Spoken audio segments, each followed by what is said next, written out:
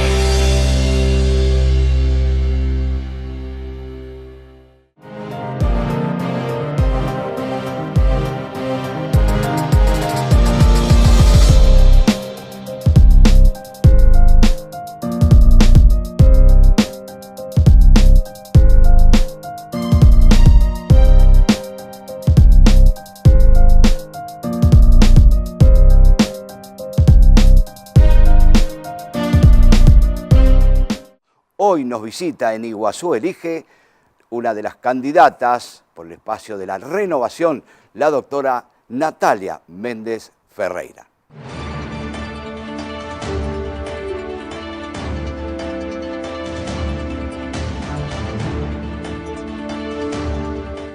En la continuidad del programa Iguazú Elige, que recuerde, usted puede ver los días martes a las 10 de la noche. Por aquí van a pasar los distintos candidatos que van a tener la responsabilidad de la gestión legislativa en las próximas elecciones del mes de octubre. Hoy nos visita la candidata Natalia Méndez Ferreira, actual concejal que va por la reelección. Buenas noches, doctora. Buenas noches. Un gusto saludarla. Gracias. Bienvenida. Muchas gracias. Muy contenta de estar acá, agradecida. Bueno, la gente pregunta, piensa, tiene que elegir una gran responsabilidad que tiene que ver con las legislativas. Y la gente quiere saber, conocerla un poco mejor. ¿Quién es la doctora Natalia Méndez Ferreira? Yo lo desprendería de doctora y diría quién es Natalia Méndez Ferreira. Natalia Méndez Ferreira es una luchadora. Soy una luchadora desde que tengo memoria.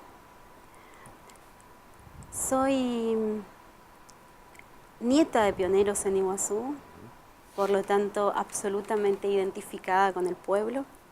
Soy de acá, conozco a los de acá, aunque últimamente el crecimiento demográfico... ¿Nacida en Iguazú? Implicó, sí, nacida en el Hospital Samic el 16 de junio del año 86. Según mamá, cuando Argentina le ganaba a Uruguay el Mundial. Según, no sé, nunca me tomé el trabajo de constatar si en esa fecha jugaron o no, pero hay versiones familiares que dicen que fue así, que rompió bolsa en ese mismo momento. Así que, bueno, transcurrí toda mi infancia en la ciudad de Puerto Iguazú, jugando un poco en Barrio Obrero, otro poco en Villa 14, donde mis abuelos que estaban separados tenían sus casas.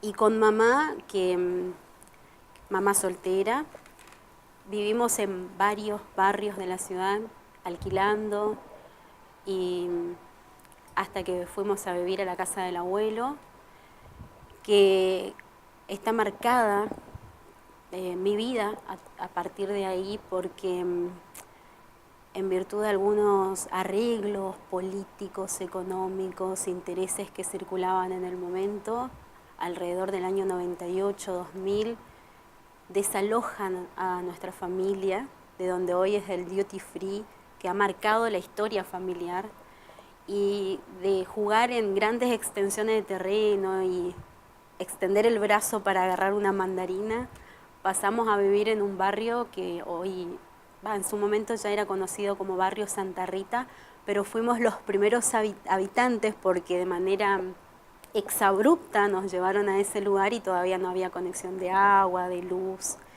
Realmente había sido así, nos tiraron las cosas ahí y empezamos a vivir en ese lugar. Y entonces marca la historia familiar, como les digo. A partir de ahí todos, tanto yo como mis hermanos, cursábamos tanto la escuela primaria como secundaria, tuvimos que reacomodar nuestra vida a esa ¿Había situación. ya inclinación política en la familia? ¿Por qué? ¿Por qué lo mama usted de tan joven? Mamá era militante afiliada de la Unión Cívica Radical y militó para el alfonsinismo, pero es la única referente militante política en la familia, pero siempre se mantuvo en silencio familiar, era como que a veces se enorgullecía por haber militado y otras veces lo ¿Y en ocultaba, el como entorno de que la familia se hablaba de política? muy poco. Consumí muy poca política, como tuvieron la oportunidad últimamente los jóvenes. Yo crecí en una familia, mamá militó, pero mi infancia transcurrió en un silencio absoluto, apolítico, y mi niñez y mi adolescencia en los años 90 con un neoliberalismo que no aportaba nada a la participación de la juventud, digamos, a la política. Y entonces crecí sí desaprendida de política, en casa ¿Y no por qué, se doctora, consumía. decide involucrarse en política? La política ingresa a mi vida a partir de haberme trasladado a la ciudad de Corrientes para estudiar una carrera universitaria. Concluyo mis estudios en la Escuela Técnica Provincial número 4, en la PET 4 en Puerto Iguazú, y me voy a vivir a Corrientes para estudiar abogacía en la Universidad Nacional del Nordeste. Y a partir de ahí tengo un grupo muy consolidado de amigos, hermanos, que me han cuidado mucho, que han sabido ser muy cuidadosos y asesorarme muy bien en la ciudad, mi nueva ciudad que sería Corrientes, que me ha recibido para formarme. Pero eran todos militantes de la juventud universitaria peronista, amigos que hasta aún perduran y con los cuales tenemos un lazo muy profundo. Y todo el tiempo habían debates dentro de lo que sería el peronismo, ¿no? La juventud universitaria peronista y la facultad dirigida con un centro de estudiantes de la Franja Morada, o sea, el partido contrario en el brazo universitario.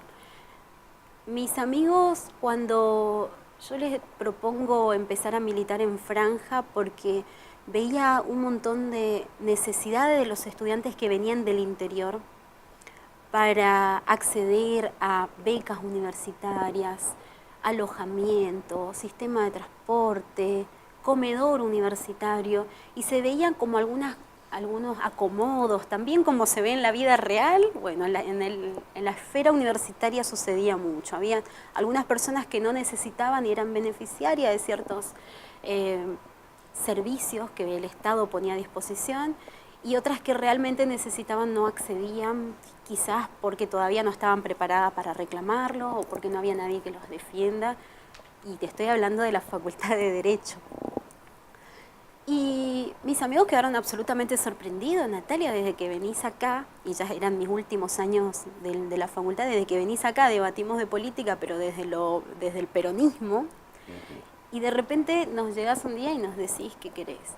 Y me siento muy afín, le digo, con la lucha que ha mantenido el radicalismo como causa de los desposeídos. Entonces, cuando yo pienso así, la razón por la que ingreso a la política militar en Franja Morada era porque me había enamorado de esa cuestión, de ese partido político que ha hecho de la política a lo largo de la historia argentina una herramienta para defender al que más necesitaba. Entonces me había enamorado más que el peronismo en esa etapa universitaria. Siendo incomprendida por mis amigos peronistas, que aún así no me han soltado la mano y jamás se han atrevido a decirme traidora por esto, por mi decisión de militar en la Franja Morada, empiezo a militar, empiezo a participar activamente en las luchas por los derechos de los estudiantes que menos tenían en la facultad. Y a partir de ahí se ha hecho una rutina en los últimos 2 años y medio antes de que me recibiera. Cuando me recibo, digo, bueno, esto tiene que continuar. No puede ser que haya militado en la facultad, ahora voy a regresar a Iguazú. ¿Y qué hay en Iguazú? Y la única referencia, el único recuerdo que yo tenía de el radicalismo en Puerto Iguazú, cuando yo dejé Iguazú, era Horacio Falanzani. ¿Tenía decidido volveremos? No lo tenía. Ah, no. No, era una opción. Iguazú era en realidad me recibí y necesitaba trabajar. Entonces me parece que donde se daba la alternativa, Iguazú era una gran posibilidad porque era regresar acá, ya tenía muy decidido devolver a la comunidad, no quizás desde la política, estrictamente desde una función pública, pero sí tenía decidido dedicar algo de mi profesión en algún momento, tiempo o lo que sea, a trabajos comunitarios, porque ya estaba convencida de que las oportunidades que se me dieron a mí desde niña en la educación pública las tenía que devolver. Doctora, usted es actual concejal. ¿Cómo lo ha vivido? ¿Cómo lo ha pasado en este tiempo que lleva en el compromiso legislativo? ¿Qué siente? ¿Qué sensación maneja? El compromiso legislativo en estos 3 años y medio me ha hecho tener altibajos de todo tipo. La he pasado muy mal y la he pasado muy bien, porque increíblemente en esta etapa electoral es donde siento todas las cosas que quizás no lo disfruté tanto, porque la gente me las recuerda y me dice, ¿se acuerda cuando usted aprobó tal cosa? En esa oportunidad en casa estuvimos muy felices porque nos resolvió determinado problema. Quizás en ese momento, en mi compromiso por dar a entender por qué lo hacía, no lo estaba disfrutando tanto como hoy la gente te da a entender el cariño que te tiene por lo que hiciste y por el valor que demostraste en ese momento, porque te dicen, qué bárbaro, cómo te plantabas para decir y defender, y entonces hoy te encontrás con el beneficiario de esa decisión que tomaste. Decisiones que son absolutamente difíciles de tomar. Y he tratado de hacer en estos 3 años y medio lo más desprendido de mis decisiones personales posible, ¿no? Pensando, poniéndome en el lugar del otro y de lo que está necesitando, y no priorizando cuáles podrían ser quizás beneficios para mí misma, políticos, ¿no? Y muchas veces a la inversa. Muchas veces me han dicho, ¿sabes el costo político que puede tener tal decisión? ¿Cuál sería el costo político? Y no, tales puertas se pueden cerrar. ¿Ha tenido costos políticos? Muchos, sí, he tenido costos políticos, pero creo que los costos políticos lo he pagado más por sectores que quieren u ostentan el poder, más que costos políticos del pueblo en sí. Hoy puedo salir a las calles, a cualquier barrio, puedo recorrer, puedo estar tranquila. Sé que no me voy a encontrar con alguien que me va a decir, usted me perjudicó directamente. Lo siento, lo vivo todo el tiempo. O con esta situación de me prometiste tal cosa y no la cumpliste. Eso es algo muy... Estamos con la concejal Natalia Méndez Ferreira, actual concejal, que va por la reelección en las legislativas del mes de octubre. Decirles a ustedes que nos pueden seguir los martes a las 10 de la noche. Y ahora nos metemos plenamente en lo que tiene que ver con la temática de la sociedad. Una sociedad y una ciudad que ha crecido mucho en cantidad de habitantes y tiene necesidades de infraestructura. Y uno de los problemas más angustiantes que vive la sociedad es el tema del agua, concejal. Así es, decías que creció en cuestión de población y territorialmente. Iguazú creció de una manera inmensa. Hoy es muy llamativo recorrer esos lugares que hace cuestión de 15 años atrás decíamos todo. Hoy hablaba con una persona que ha venido a visitarme de Posadas y le decía, ¿recuerdan cuando en el 90 Iguazú terminaba en Tomeo? Entonces Tomeo sería lo que hoy es Papa Francisco y el inicio de la Néstor Kirchner, o sea, el barrio Las Leñas. De ahí en adelante no existía, era todo selva, era todo monte, y eso era nuestro Iguazú, ese era nuestro límite. El portón de Península no lo entrábamos, los niños pasábamos por ahí, sabíamos que se llamaba así porque los grandes lo decían, y bueno, Iguazú creció mucho territorialmente, y entonces por supuesto, la cuestión del agua, que en su momento ya era deficitaria para quienes estábamos, ¿no? En ese momento, imagínense con ese crecimiento. Bueno, en su momento se propone una gran obra municipal para dar solución a gran parte de la ciudad que hoy no cuenta con agua potable y que se ve de repente beneficiada con alguna perforación o improvisan con los pozos, con los aljibes y demás, cada uno en su casa, ¿no? Esta obra fue paralizada a partir de el inicio del gobierno actual del señor presidente Mauricio Macri. Y desde mi función como concejal he pedido en reiteradas oportunidades desde el Consejo Deliberante, que fui acompañada por los ediles en 2 oportunidades, pero he seguido insistiendo porque no han llegado a la respuesta, para que desde el gobierno nacional, donde se han creado tantas oficinas, si entramos al organigrama de la Presidencia de la Nación, es increíble la cantidad de organismos que se han creado, paradójicamente, a la idea esta que quisieron instalar de que el gobierno kirchnerista estaba lleno de ñoquis.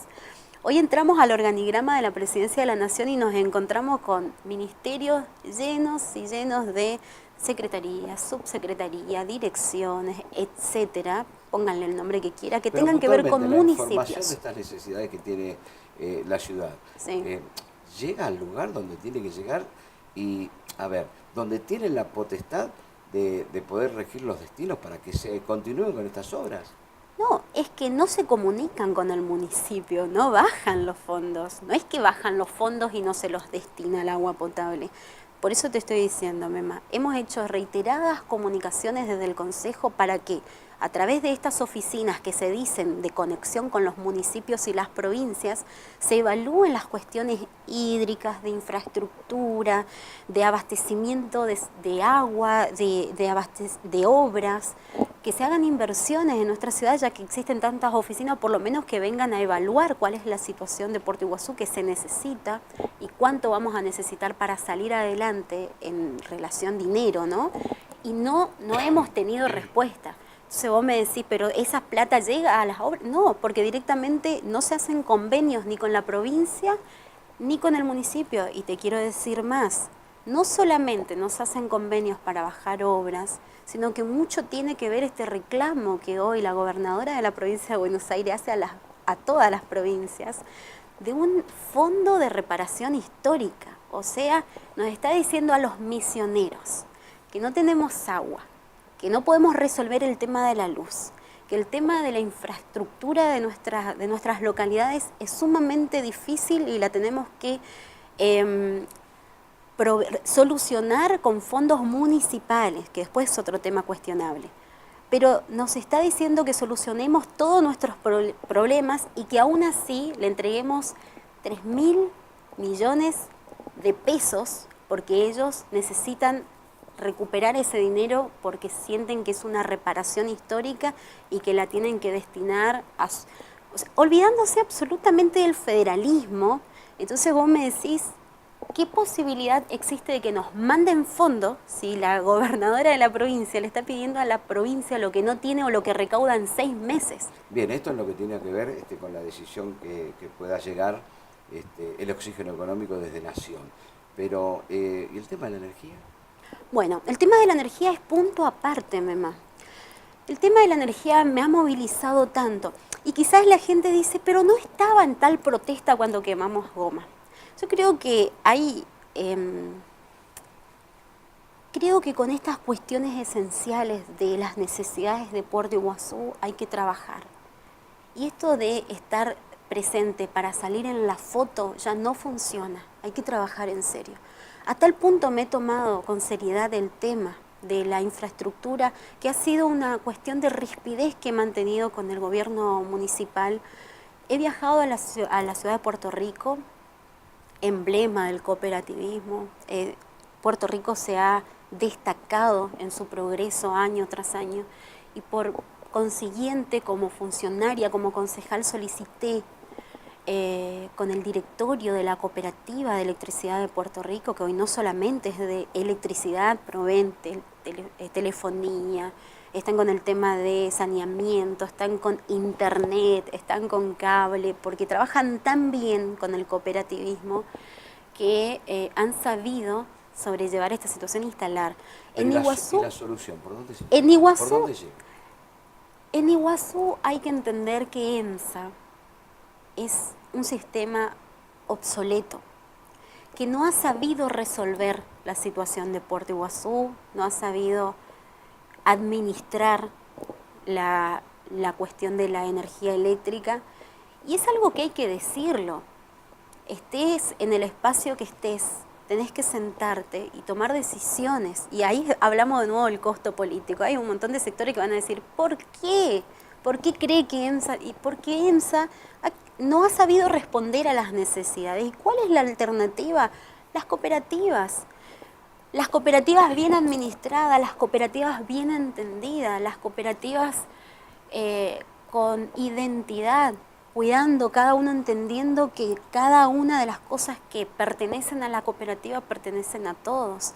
Me contaban en Puerto Rico, y es necesario decirlo, y esto sin ánimo de culpar a la persona que está enganchada, porque estamos hablando de que EMSA no provee, digamos, la infraestructura para que tenga de manera regularizada su servicio. Pero sin ánimo de eso, me contaban que en 5 años en Puerto Rico han detectado a un enganchado, y que fue el escrache municipal, porque no pueden creer que alguien avasalle algo de todos.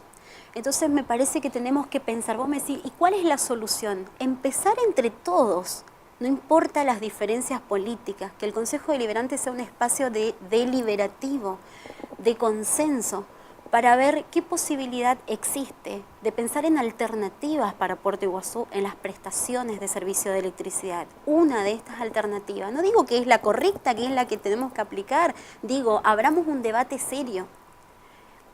Utilicemos cada uno las 7 bancas que existen en el Consejo Deliberante para debatir proyectos en serio, no prometer a la gente y sacarnos fotos, ver cuál es la solución para Puerto Iguazú. Yo propongo el cooperativismo y puedo fundamentarlo, el programa va a ser corto, pero puedo en una reunión del Consejo Deliberante con los 6 concejales presentes exponer las razones por las que opto por un cooperativismo. Es más, nuestra carta orgánica habla de fomentar el cooperativismo y nunca lo hemos hecho en Iguazú, ni siquiera en la zona rural, donde el cooperativismo puede ser básico respecto a la producción en huertas, por ejemplo. No lo hemos hecho ahí, tampoco se fomenta para que lo hagamos.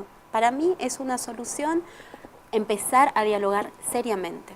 Concejal, la sociedad está un poco en vilo, molesta, preocupada con la seguridad. ¿Cómo piensan trabajar? La seguridad. La seguridad es un tema muy, muy, muy delicado. Hoy estuvimos reunidos con un grupo de personas hablando de eso. No con un grupo de vecinos, con un grupo del equipo. ¿Quiénes son los que nos proveen de seguridad? El Estado así como un todo, pero hay fuerzas de seguridad. Y vaya que hay fuerzas de seguridad en nuestra ciudad por ser zona de frontera. Las tenemos a todas. Pero ¿qué pasa con el bien que tanto necesita la sociedad, que dice nos sentimos inseguros? Se sienten inseguros porque primero hay actos delictivos, que puede pasar en cualquier parte del mundo, pero a su vez, cuando recurren a las fuerzas de seguridad, ahí no encuentran una respuesta. Y lo debatíamos de esta manera hoy, y es el análisis que venimos haciendo.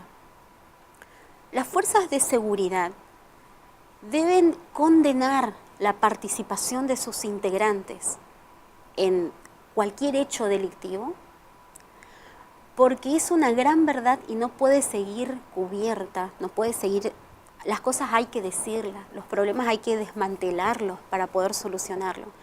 Hay integrantes de las fuerzas de seguridad que participan en hechos delictivos o los encubren.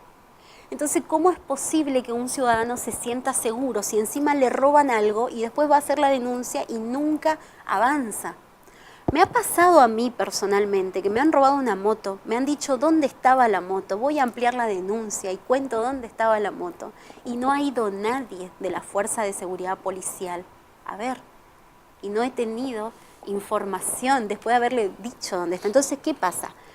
La seguridad primero viene del de al lado por una cuestión cultural, por una cuestión económica, por lo que sea, de educación y demás. Pero la inseguridad más fuerte es aquella de no sentirnos seguros con nuestras propias fuerzas de seguridad que participan o encubren los hechos delictivos. Entonces, ¿qué propongo? Porque vos me decías, me estás contando una problemática.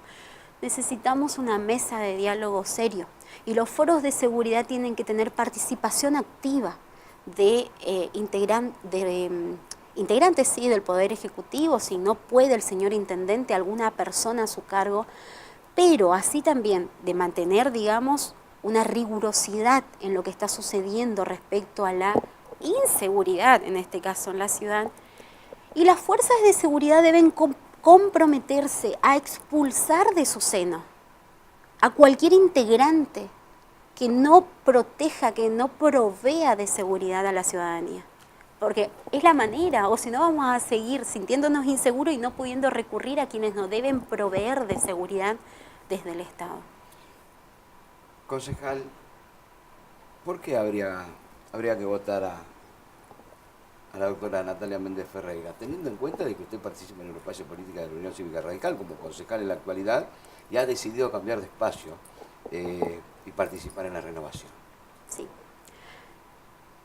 Primero, considero que me tienen que votar porque he aprendido a construir.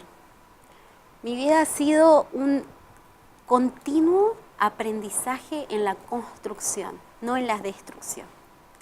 Entonces, no he podido nunca, y ese fue, digamos, la causal de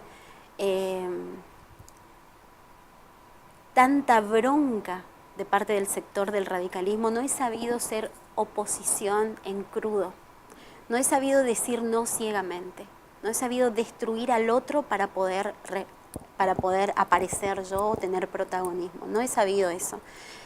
He tenido siempre como eje a la ciudad. En cada uno de los proyectos, un lomo de burro o un programa para prevención de enfermedades de transmisión sexual. O sea, fíjate, desde lo más simple hasta algo importantísimo que involucra la salud pública de la población. He tenido siempre como eje la necesidad de la gente entonces, hasta sacándome a mí como prioridad.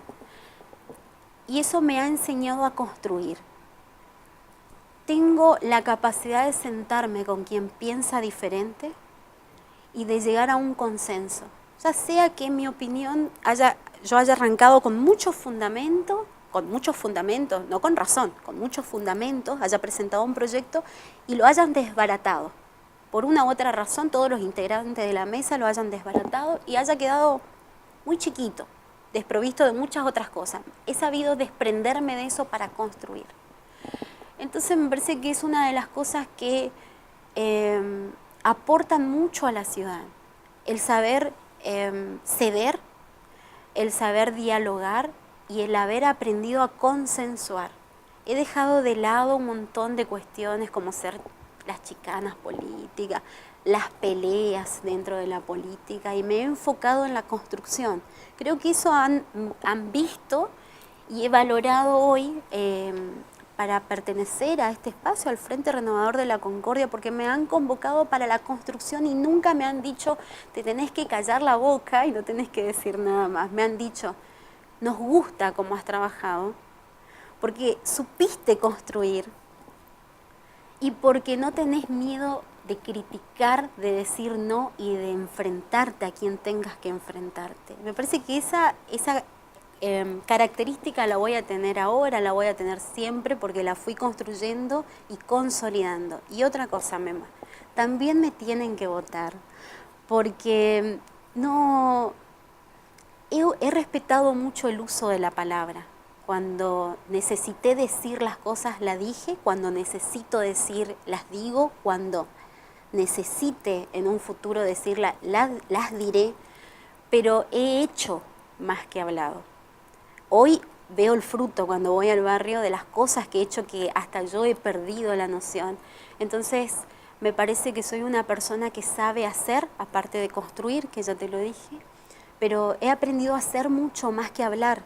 Y se puede llegar a hablar después sobre lo hecho, pero he aprendido a hacer y muy pocas personas en la política han sabido hacer y sí están muy mal acostumbradas a hablar, a usar, a maltratar y a abusar de las palabras y vulnerando la confianza que la gente por ahí les depositó, y eso me parece que hay que revertir. La gente sí tiene que seguir creyendo en la política como herramienta de transformación, y mucha gente tiene que empezar a respetar la palabra y hacer más.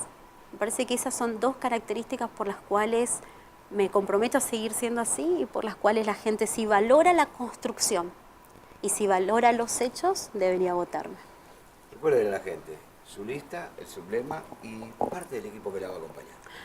Bueno, mi lista se llama, mi sublema se llama Afirmación Ciudadana.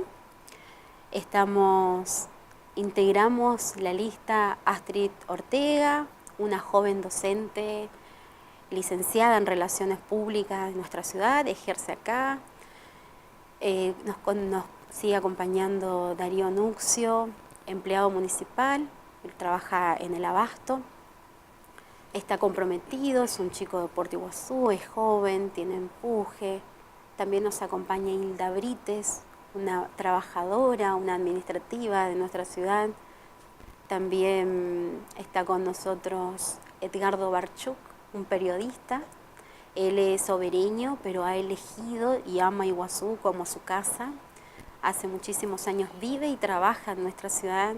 Es un amigo, un fiel amigo, un compañero, y así también como un compañero de vida, un compañero de militancia, con mucho para aportar desde lo ideológico.